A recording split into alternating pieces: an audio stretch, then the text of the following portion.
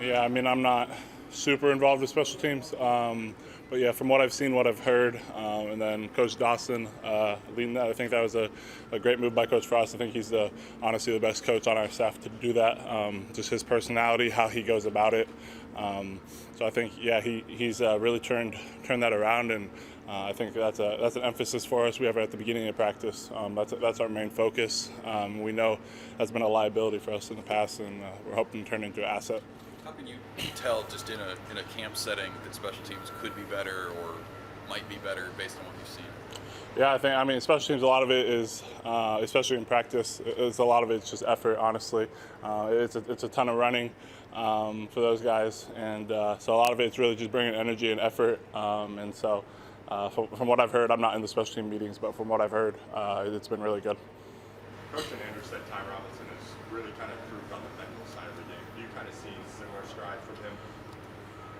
Yeah, for sure. I think he's obviously still a young kid, and so as the years go on, it's something I've preached to him. Just from what I've learned is just because you're a year older here doesn't mean you're a year better, a year more mature. And so I've really, I guess pounded that in his head because it's something I wish people would have told me.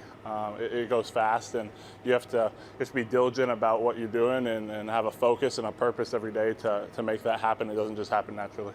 Has he been very receptive to that kind of advice you've given him? Yeah, without a doubt. He's definitely willing to learn. He's a smart kid, and he wants to be great. Hey Ben, I know you're about to get into the Illinois prep, but kind of the camp as it's winding down, what's sort of your review of it? How do you think it went for the defense? Did you see guys keep their intensity throughout it? Yeah, for sure. I think this was practice 15, and we've only had, I don't know, maybe 3. I guess we had 2 days off before today. So I think we've had 4 total off days throughout that time. But up until this last break we had, we'd only had 2 off days and 14 practices. So yeah, it's definitely a grind for guys, and it's been the best that I've seen it, just intensity-wise. As far as not having drop-offs, lulls. I mean, really, I think energy-wise, we've had like 1 day outside in the middle of camp. Energy-wise, that wasn't it. But other than that, yeah, it's been good. Nick Henrich was saying how he's noticed the offensive line is really firing off the ball coming at him. Have you noticed a concerted effort for more of a downhill running game from the offense this year? Yeah, for sure. Especially on the doubles, I think they're really coming off.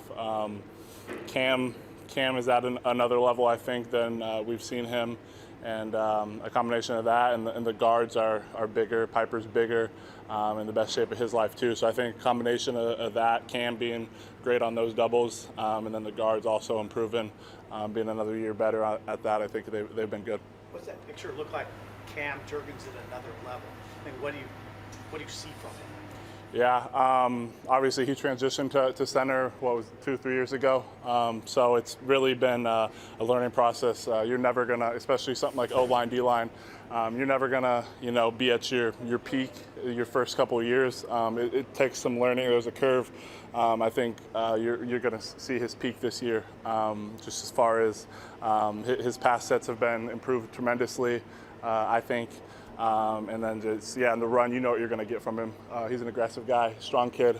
So I think that's as is and as it was, but I think where he's really improved is pass setting wise.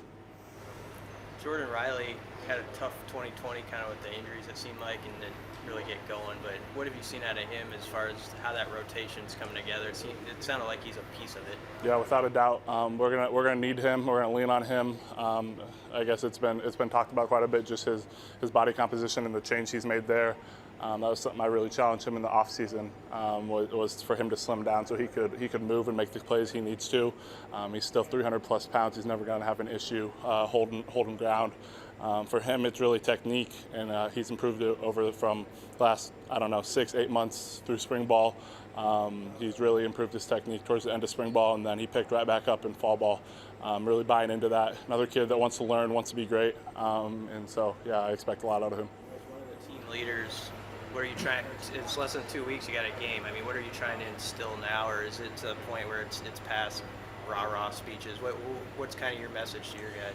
Yeah, I mean, just like you said, the rah-rah speeches at this point aren't what we need, aren't aren't what we're looking for, I guess, for our guys. We don't want guys that we need to motivate, right? Everyone should be out there motivated. It's more of a mental side of things, locking in on the details, playing smart football, not beating ourselves, being smart penalty-wise. That's really what we're trying to hone in on in these last 2 weeks. We got playing really smart football. Do you, as a player, feel a pressure in terms of one-loss record, or is that something for others to concern themselves with? You mean like our overall record? Yeah. Yeah, I mean that's a result of what we put on the field, and so yeah, that's all that matters. Nothing else matters besides that. There's no moral victories. You win or you lose, and that's all that matters.